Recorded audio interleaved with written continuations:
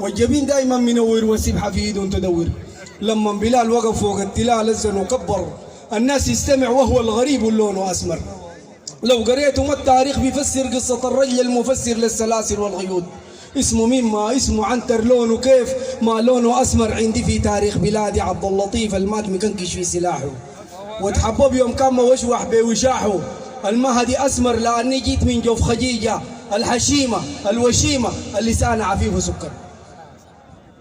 بقول لكم رسالتنا نحن الآن لا محمية في جبل الحسانية.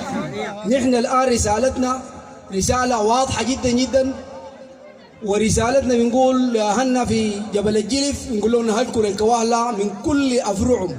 63 فرع من أفرع الكواهلة جاية لجبل الحسانية. ده حق وده حق تاريخي والناس ما بتتراجع منه أبدا، عشان ما نحن أي واحد يجي يمسك الحكم يجي. الله أكبر.